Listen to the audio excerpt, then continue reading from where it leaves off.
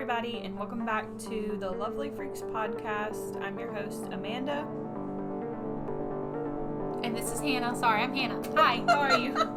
She was looking at me and I was like, what? Oh, yeah, my name. Okay. Yeah. And welcome to the fourth episode, correct? Yeah. Fourth episode. So, today, I just want to start off by saying thank you to everybody who has followed us and subscribed and commented and liked and all of that jazz. Go ahead.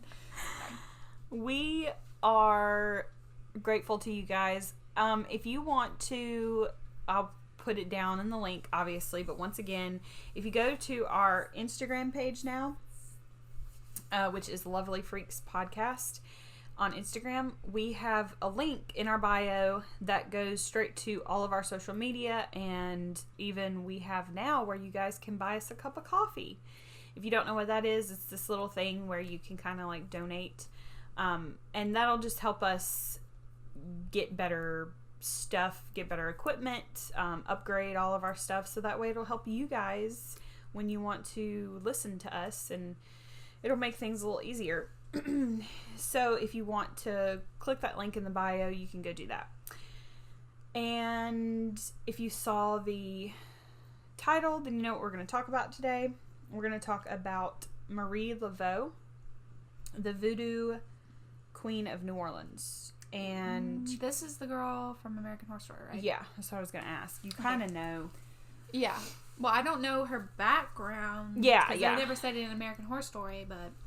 Yeah, so we are, like, huge American Horror Story fans. Yeah. Like, I like all the seasons, but my favorite seasons are Coven, and her favorite season is Coven and Apocalypse. Like, those are our two favorite. They were just balls awesome. So, so anyways, yeah. So we're going to talk about Marie Laveau. So let's just get started. Marie Laveau was born Marie Catherine Laveau, September 10th, 1801 in New Orleans, Louisiana. She was actually born the same month my son was. It's crazy. Like, I think it was born on the 7th. She was born on the 10th. Yeah, he's a voodoo. He's a voodoo. I don't know what master. I don't know what they're called. Men. I don't really know. So anywho, first of all, I just want to say that I love New Orleans. New Orleans is like one of my favorite places to visit. That and the mountains. If I could just go to New Orleans all the time and the mountains all the time, I'd be set.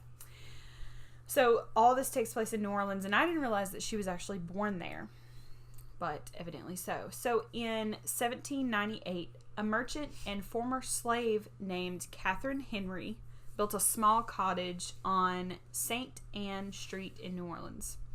3 years later, her granddaughter, Marie Laveau, was born in that house. Marie Laveau was the daughter of Charles Trudeau? If I butcher these names, really sorry. He was a grocery store owner, and her mother, Marguerite Henry, was a free woman of color she was Choctaw Native American, African, and French descent, which I just have to say, she was probably a gorgeous woman. Yeah, probably. Marie Laveau was really pretty. There's not any pictures of her because she didn't really like getting her picture taken, and I'll explain that. I think it had to do something. I was going to say, maybe we can look her up. But... Yeah. But there's not any pictures of her mother, but there are pictures of Marie Laveau, and she was really pretty. Well, not pictures, paintings. And she was really gorgeous, too. So the house was a little wooden house. It had 4 rooms, and there was a huge garden in front, and everyone would always say that, like, this was the most beautiful house in the French Quarter. But, however, underneath all the beauty, something evil and wicked was going on in that house, and it was the voodoo practice of New Orleans. So a little bit of voodoo history for you, if you don't know. So when Africans were brought over as slaves, they were made to practice the religion of their French slave owners, which was Catholics. They were Catholic. But they kind of mixed the symbols of their African heritage and the saints of Catholicism and made their own religion, which is voodoo. And voodoo translates loosely to those who serve the spirits. And at first it wasn't associated with black magic or anything like that. It was just a way for them to keep up with like their old African traditions and kind of keep it alive in the new world they had just, been forced to go live in. So was it considered a religion? Or for them, yeah. So it was just kind of a religion they made up. They took like saints from Catholicism. Yeah. And they took some of their spiritual rituals and deities, I guess, that they worshipped and kind of mixed the two. That's cool. Mm-hmm. The core belief in New Orleans voodoo was that one god didn't interfere in everyday life, but that spirits did. They believed that the creator was essentially unreachable by humans. So that kind of reminds me of Catholics, because they don't believe that you can talk directly to God. You have to go through a priest. So they worshipped lesser spirits that they called Loa. I think I'm saying that right. And they would connect with these spirits by doing like dances, music, chanting, all different kinds of rituals. They would use snakes. They would sacrifice animals like a lamb or a chicken or something. Yeah. So yeah, it's just a little bit of backstory about the voodoo. So now we're going to jump back to Marie. So Marie, she first started out as a kind of like a witch doctor. The yellow fever was like a big pandemic that was going on at the time, and Western medicine couldn't figure out how to cure it. Yeah. So she actually, it said that she would walk through the streets with a stone, like a red stone in her hand, and a match, and she would go up to somebody who was sick, and she would light the match, and then she would say like a chant or something, and then they would be like magically cured. Well, we need that now with the coronavirus. Yeah, right. Let's get that red stone and light that match. What is it? Whatever she was doing. People would see her healing people, what they thought, and they would flock to her for all different types of stuff. Most of the times they would want her to fix like their everyday problems or something like that. She was a big, like, she would try to save enslaved servants and help them escape their captives, because at the time there was slaves, but there were a lot of people of color in New Orleans that came over with the French that weren't slaves. Some of them were free people. So it was kind of like a mix. But politicians, lawyers, businessmen, they would all come to her and like, try to, I guess they thought of her as like a fortune teller. Like they could be like, hey, what do you think? Is this a good business deal? Should I do this? Should I do that? And she would give them like advice and stuff like that. And sometimes they would, their advice that she would give would pan out. And so they thought that she was using magic to give them these answers. But then she began practicing a type of magic called gree-gree. She would use this for good. So someone would come to her with a problem, and this is basically what gree-gree is. Someone would come to her with a problem. Let's say somebody came to her and said, I have infertility problems or something like that, and I want a baby. So she would pray at her altar, and she would either be holding like a doll or something that she mixed in a bag. It could be a feather and a rock or just any kind of items. And I think sometimes it was items of the people's too. Yeah, that would come. Probably. And she would pray that the spirit would put itself into this item, so that way when the person got it, the spirit would go with that person and help them. So that's essentially what she was doing for people in the community. People thought her charms could fix anything, and many people thought that she had amazing powers. Some thought that her powers weren't because she was the voodoo queen, but that she was well connected. So she had a beauty parlor. She ran a beauty parlor too, and she ran it for like the wealthier families in New Orleans. So a lot of people just thought, well, she doesn't really have any magical powers. She's not a voodoo. or, nothing like that. She's just, because you guys, I'm a cosmetologist too. I don't work in a salon, but I have. And, like everything that goes on in town, like the gossip is thick. And so a lot of people would think, oh, she just found this gossip out about somebody. And then, like if a mistress comes in and is like, yeah, I had an affair with Judge so-and-so, then she would go tell the judge, I know you're having an affair. I'm going to tell your wife if you don't stop, blah, blah, blah.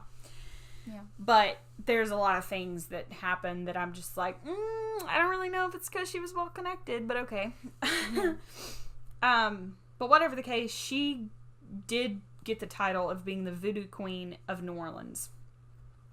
In 1819. So say we fucking jumped. Dyslexia. She married a man from Haiti, and his name was Jacques Paris. Not much is known about him though, or their marriage, because a year after they got married, he just suddenly disappeared. Ooh. And they don't even know anything about his voodoo on him. Did some voodoo on him. Some people think that that's exactly what some people thought. Some people think that she did voodoo and that's why they never found him or never found his body. But whatever the case is, she became a widow. And then a year later, she met a new man named Christophe Clapion. They couldn't legally get married though, because he was a white man and she was, she was an African black. And so at that time, African Americans and whites could not get married. It was illegal in New Orleans.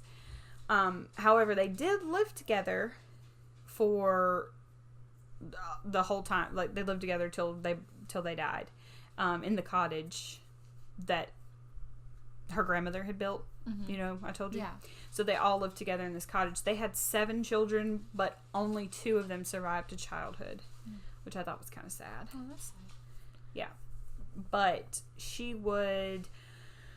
So Marie, after she had her kids, she still was performing, voodoo and stuff like that. And she would perform voodoo ceremonies every week with other women that were practicing voodoo too.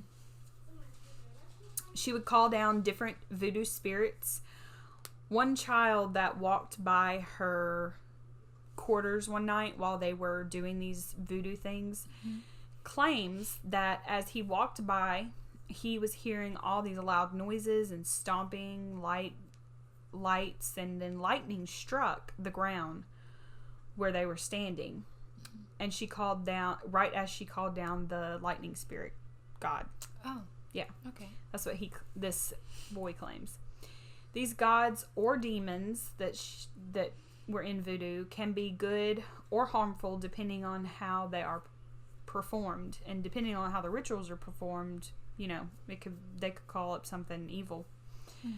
Many people from the French Quarter could hear these rituals going on all night every summer at Lake Pontchartrain, which I've been there before. She would hold the most important holiday known as Feast of Saint John. And they still have this holiday today in New Orleans. So Saint John was a very important voodoo saint in the practice. They believed that he would rise up one day and free all the slaves. The feast that they had would consist of hundreds and hundreds of men and women. They would be in white robes, and they would go to the swamps in New Orleans and around Lake Pontchartrain. And they would light huge bonfires and sing old songs and dance. Marie would usually sacrifice an animal like a black goat or roach. A roach. A rooster. That'd be funny. Yeah. She's like, and now the roach. Everyone's like, what? A roach? Okay. Black goat or a rooster. And a rooster, okay. Yeah. And Marie would bring her older daughter to the feast, and it said that her older daughter would dance and move around like she was kind of like possessed by the spirits. Oh.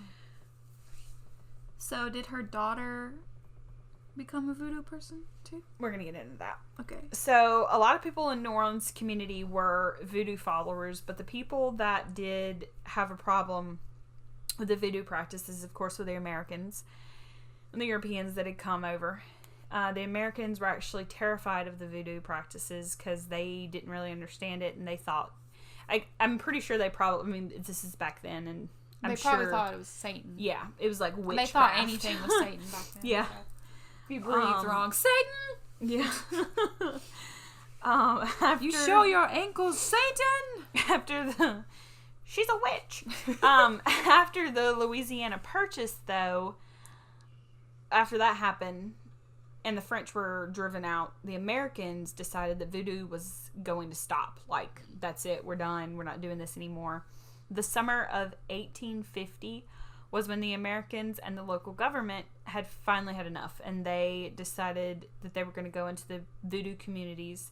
The police raided a home where there were 50 plus people that were practicing a voodoo ritual, and they destroyed all their altars and their statues and everything, which I'm just like, why couldn't you just arrest them? Like, why'd you have to destroy all their stuff, you know? That's just being a douchebag. Yeah. Then they arrested many of the women, and some of them got away. But while they were in jail, there were protests in the streets, and there were violent, protests, and the voodoo community was mad because they were like, you're infringing on our rights to freedom of religion. Yeah. Because that was a thing then. The judge, however, didn't listen to them and wanted them to stop the voodoo, thinking that it was evil or, witches, like I said. Marie, she began learning rituals and doing voodoo that could help her get her people released from jail. Mm-hmm. So many of the things that she was doing was she would do like a ritual that would, I'm trying to think of how to explain this. She would do a ritual that she would say, or the voodoo community would say, that would get, like if somebody was in the courtroom, mm-hmm. she could make them stop talking. Like if somebody was on the stand, she could make them stop talking. She could make them forget what they were doing. She could change the judge's mind. But a lot of people thought that she was just doing that, saying that, but actually she was helping these people get out of jail because she was well connected. It goes back to people not believing the voodoo. They just thought she was well connected, which, I mean, it would I be feel like weird. You can only bribe the judge so much. He already said that he was mad and he didn't want to let them out. But then, why would people even show up if they bribed them? If she bribed them to be forgetful or not say anything, why would they even show up? They'd be like, I can't come, and they wouldn't come, Yeah. So there was just a lot of weird stuff going on. But one of the things that happened, this is kind of weird. So one day in the French Quarter, she did something crazy. So there was 2 men that were convicted of murder. Mm-hmm. And she didn't want these men to go free, but she did this. People say that she did this so that way she could prove a point.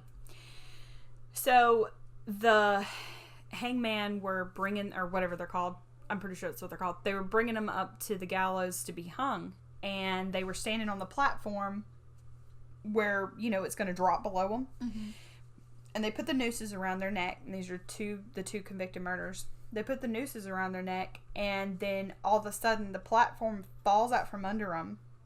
And they drop to the ground. But they drop to the ground without the ropes around their neck. And then a storm comes really quick. And lightning strikes the ground a bunch of times. And then it starts raining really hard. And then all of a sudden, everything just stops, all at once. Yeah. And people say that they saw her in the crowd during this. Yeah. So some people say that she did that to prove a point that she still was I'm a badass. And I can do whatever I want. Or, people think, okay, it was just a fluke. But I'm going to stick with the badass part because that's a little weird. That's a huge fluke. Yeah. It just all of a sudden starts raining and a storm comes up. So she had 2 daughters Philomene. I think that was, I gotta look. Because, yeah, Philomene. That's her name. Because for some reason I always think that was, that's wrong. But no, Philomene and Marie II. So Marie II, after being visited, so really weird. She was visited by a snake one night that she claimed told her that she was going to have more power than her mother. And she decided then that she was going to become the voodoo queen like her mother, and she would start learning. However, she wasn't just learning about ways to help people. She also wanted to learn about the dark magic, and she even wanted to learn about killing people, like how she could kill people using voodoo. So she took it to a dark place. She took a dark turn. She made a dark altar in the back room, which was nothing like the one that her mom had. Her mom's altar was white and clean, and it had candles and all these different, pretty fertility gods and stuff like that. But hers, however, had a statue of a bear, a lion, a tiger, and a wolf, and no Catholic saints. So her mom had Catholic saints at hers because that was a big part of it, and she didn't, Marie II. Visitors said that she seemed possessed when she was doing the rituals, when she was doing her gree-gree, or what they thought it was. Some people thought that it was a demon she was actually coming in contact with. And the back room where she was doing all this stuff in, her sister and her mom, even Marie Laveau the first, would say she was it was dark energy back there. Yeah. Really dark energy. Did her mom say anything about this? Did she tell her not to do this, or told her not, you're not permitted to do this, or no? She never told, well, as far as, we know, she never told her that she wasn't permitted. Stuff's about to get real, so just hold on. Okay. But she never told her that she wasn't permitted to do it, as far as we know. But things get a little weird. So, the youngest sister, though, Marie II, she got married, and she began to do some healing practices from voodoo. I mean, the youngest sister. I'm sorry, not the oldest. The youngest sister, Philomene. That's her name. Okay. So she started doing voodoo Back too? up. She started doing voodoo, but she did it more of a witch doctor type, and she wanted to heal people, Kind of like her mom. Yeah, and she did and she kind of did it mostly on Catholicism based, so she did more of the Catholic side of it. She just wanted to help sick people, and she would make herbs and do different blessings and things like that. Okay. So after the Civil War, slavery was gone, but many people labeled it as a demonic and evil religion, talking about voodoo. So some proposed that many voodoo practices should be practicers should be lynched or even put in prison. So stuff was getting real, on the streets. But Marie II kept pretending like she was untouchable, and she refused to quit. Philomene, her youngest sister, who was married and still living in the family cottage, which they lived in this cottage, all of them together. And the situation gets really weird, and awkward. And I'll explain that. Okay. But she didn't want to go to the back room. She didn't want to have anything to do with the dark rituals that her sister was doing, Marie II. And she never even attempted to, if an outsider would come and they would be like, hey, I want to see Marie II, she would be like, no, she's not here, go away, and never come back. She got to the point where she was doing that with her sister's clients because she was just taking all this to a dark place. A lot of people kept saying that they would see the original Marie Laveau, the voodoo queen, around town, and she had not aged. So apparently Marie Laveau the first and her daughter Marie Laveau the second, apparently they looked alike. So much alike that people would see her on the street and she'd be like, oh, that's Marie Laveau, the original one. Yeah. She must have done something where she couldn't age. But actually it was So that's where the American Horror Story went, because she can't age in American Horror Story, and I was wondering where that came from. So do you think, like, that's the reason she didn't want to take pictures, is because she could live forever? Well, that's what some people thought. Some people thought, okay, this was always Marie Laveau the first, and it never was the second, but it's recorded that it was her daughter. Her daughter kind of like took her place. Marie the second, they were seeing her around town, like I said, and she was slowly becoming her mother and kind of taking her place and you know, starting to do practices and stuff like she was. But all the while, the older Marie was actually still alive. So she just had become older and weaker and could no longer practice voodoo like she used to be able to. So it's crazy how much they looked alike, I guess. And even people that, like, that's the crazy part. Like, I look like my mom, but if somebody saw me in the street, they wouldn't be like, oh, it's Tanya. She's younger. Younger again. Like, you know how it is. Humans just getting younger. Like, no, I don't think anybody would think that. Marie the second, I'm going to start calling her Marie the second, and the other one I'm just going to call Marie the first. That's the original one, the mom. So Marie the second, the daughter, she became more and more powerful, and she was making voodoo more and more popular. She actually would, like, invite journalists and all these different people over to write papers and print stories about voodoo, and even, like, come, like, look at, like, the demonic side of it, which I thought was stupid. I was like, that's dumb. Yeah, because that's not promoting the good side of the voodoo, and you're going to be in jail. Yeah, and they're going to really hate it. Many people would blame Marie II for performing dark magic and making many people sick or hexing them. They would think, you know, she's going to, if somebody got smallpox or something like that in the community, they'd be like, oh, she did it, you know. She's the reason why.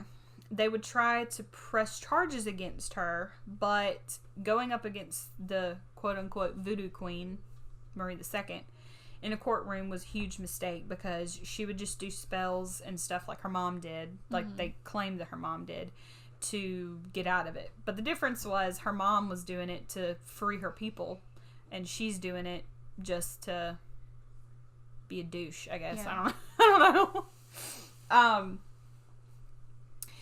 The Catholic Americans began to take matters into their own hands. They started creating fights in the streets, and, you know, against her people, and once again it went back to that thing. Marie II decided to put curses against her enemies, lighting black candles and praying to God that they would become brittle and die. And she would also pray that their kids would be weak and sick.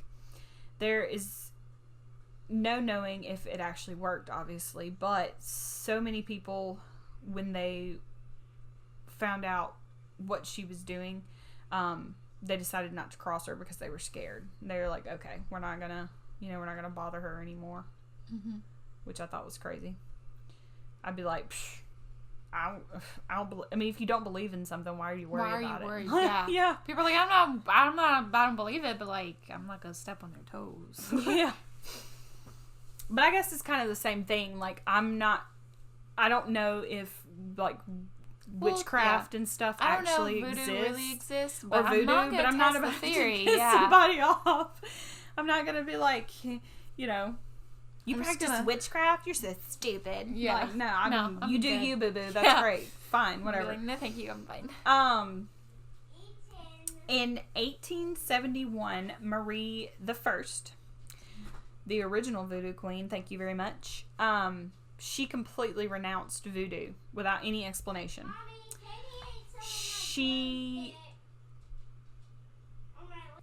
don't know what word. So, yeah, sorry, y'all. I had to pause because of my child. So, yeah, what I said was she completely renounced voodoo without any kind of explanation. So then she retreated permanently to the cottage, and she kind of filled it with rosary and crosses and stuff like that. Mm-hmm. So it's, I mean, I don't know. I thought that was really strange. The youngest daughter, Philomene, would take care of her mother, and, you know, the new quote-unquote voodoo queen, Marie, she was still doing her dark magic stuff in the back room. When Marie the First started renouncing voodoo, she claimed later on, she said it was because voodoo had become really dark and wasn't what she practiced all those years ago. Mm. I think maybe she was just scared for her soul, and maybe she thought she saw her daughter, you know, doing some evil stuff with voodoo, and yeah, she was probably just scared for her soul. I mean, I don't know. I know that during the time that she was like feeble and stuff, mm-hmm. she would go to nursing homes and stuff like that and talk to people, and so she's still kind of, that was another thing, like, if she was still going to the nursing homes, it's like she was older. I guess people just automatically assumed that Marie II was definitely the voodoo queen still, because, you know, like, she never aged. Yeah. But who the hell did they think the old lady was? I don't know. Like, just some random old lady? Random old lady? Why wouldn't she get older? Did they think it was her mom? Like, I don't know. I don't understand that. But I just still go back to that every time. I'm like, what the fuck?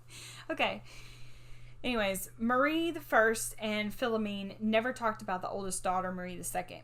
Actually, in interviews, they would be like, yeah, she doesn't live here anymore. And Marie II was becoming very reclusive, to the point that most people thought that she was, like, dead, or that she never even existed at all. Like, she was just becoming a hermit, I guess. I think something happened, and that's why, like, something went down, and Marie the First was like, you know what, no more voodoo, get out of my house. Something must have happened. So, this part's crazy. According to people at the St. John Eve feast, like almost the last one they ever really did for a while, Marie II, she wasn't there, which they thought was weird, but the people that were practicing voodoo, they just said, okay, we'll go ahead and start without her. They started doing the rituals, and they lit the bonfire. Well, as they lit the bonfire and they were chanting and stuff like that and praying and doing their dances, lightning struck the bonfire, and then all of a sudden Marie II comes up out of nowhere. She all of a sudden emerged from the lake, Lake Pontchartrain, with burnt candles in her hands. And after the feast, she did, you know, her normal feast stuff and what she was supposed to do. But after the feast, she walked back towards the lake, and everybody else stopped on the shoreline, but she kept continuing to walk. Mm-hmm. And she never stopped, and she just kind of went under the water. Super creepy. Mm-hmm.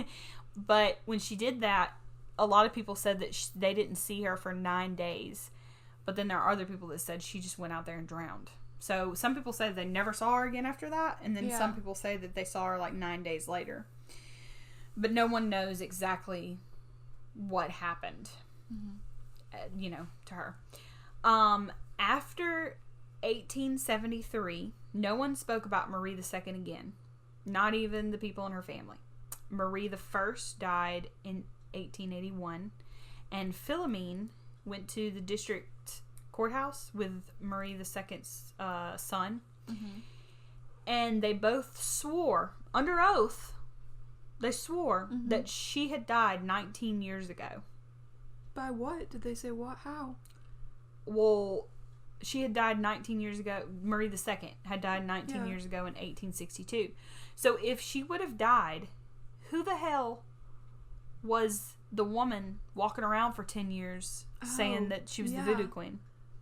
Who was that? I mean, no one actually knows. Was it like her ghost, or... Yeah, nobody actually knows what happened to Marie II, and voodoo was, like, never really as powerful again. I think that her sister just probably lied, because they wanted people to believe that Marie Laveau was the only one, and she was the only voodoo queen, and maybe that she did never age, but then she just eventually died. Yeah. But they never wanted to be associated with her sister, because Marie II, like, they even would say they didn't want to be associated with her. They didn't have anything to do with her. So towards the end, they actually said that she didn't even live in the house anymore. She was just like, she's just gone. She just vanished. I don't know her. Like, what? Did they say how she died? The second?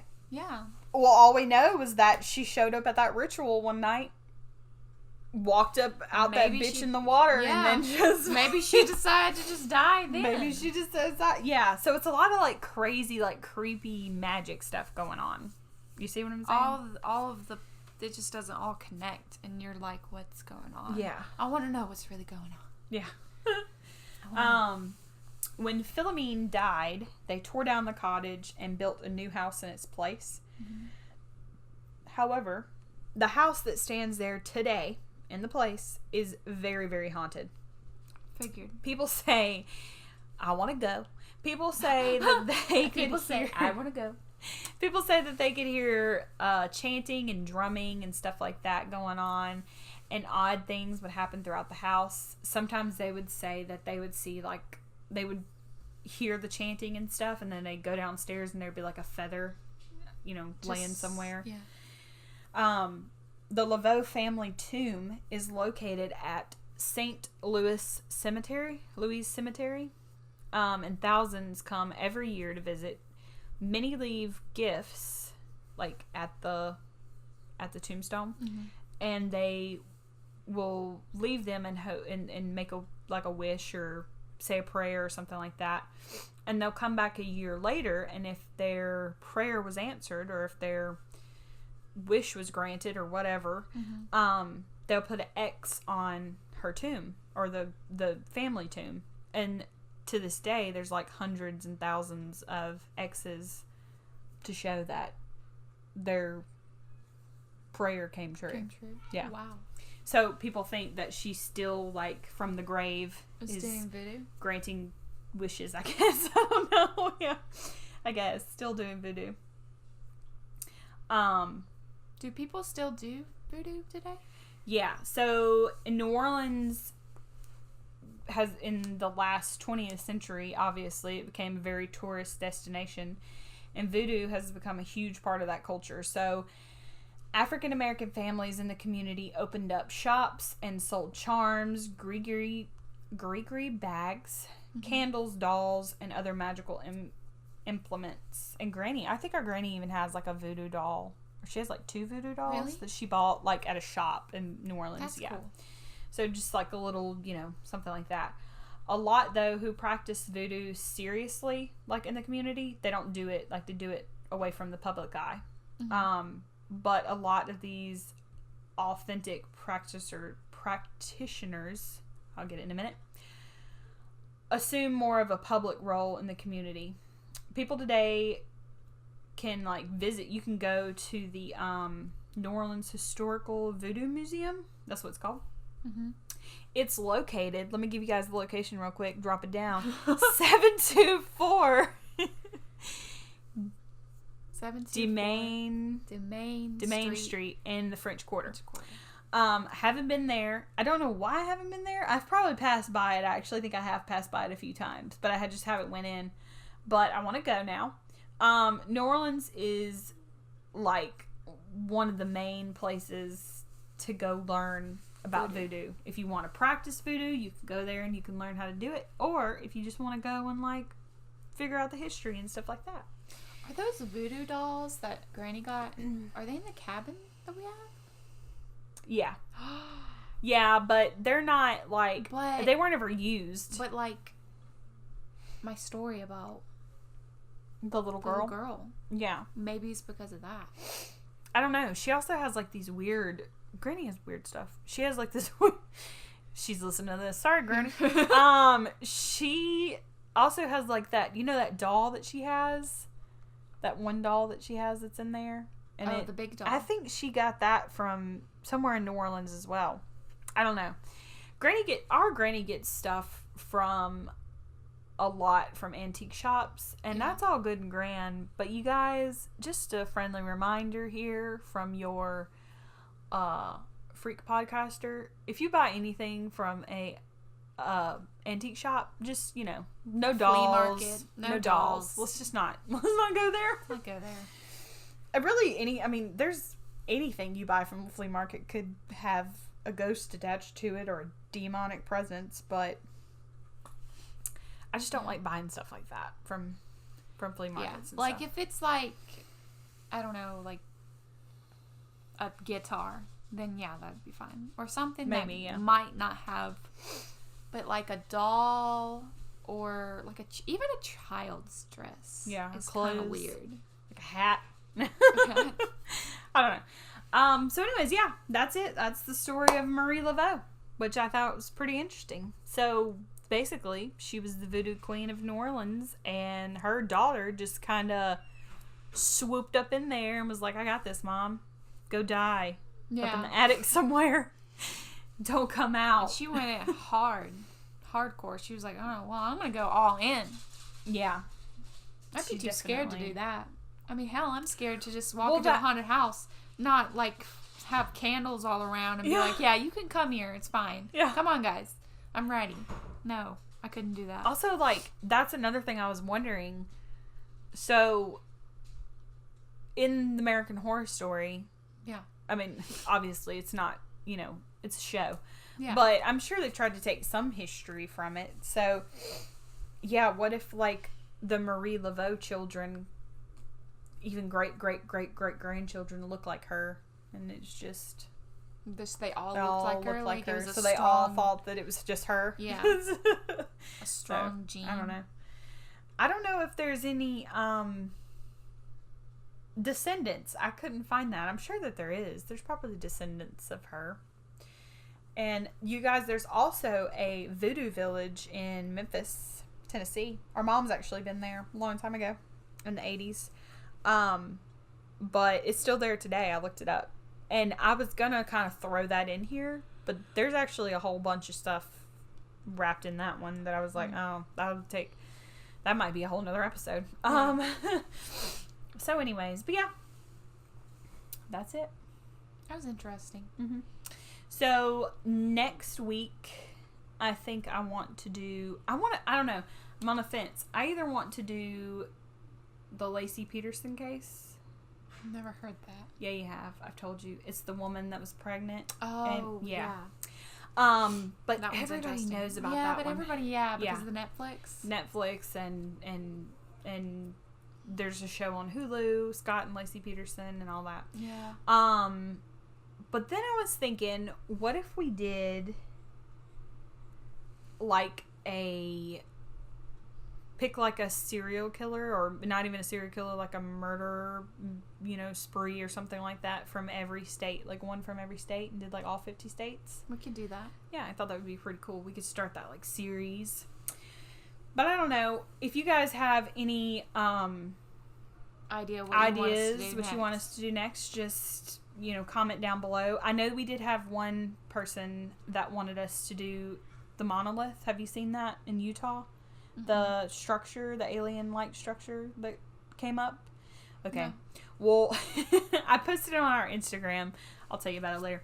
Okay. But I posted that on our Instagram, and I am going to do a podcast about that, you guys, but I'm kind of waiting for more information, because I know they found another one of these structures in Romania, but it wasn't exactly the same, and I really think that the one they found in Romania, somebody was trying to like copy, because it really looks like it was kind of soldered together. But if you know what I'm talking about, then you know. Then you're picking up what I'm putting down. Yeah. So, but yeah, we'll try to do that if more information comes out about it. Because right now, I don't have really, and there's not enough information out there. It'd be like a 13-minute podcast. Yeah, it would be super short. Yeah. So, yeah. If you guys have any ideas of what you would like for us to do next, just comment down below. You can also follow us on Instagram at Lovely Freaks Podcast, and you can follow us on Facebook at Lovely Freaks Podcast, or The Lovely Freaks Podcast. I'm not sure what it is on Facebook. And like I said at the beginning, you can also go to Instagram, click on our link in the bio, and it'll take you to all of our social media. And I think that's it. Yep. So thanks, guys, for stopping by, And we'll see y'all later. Bye.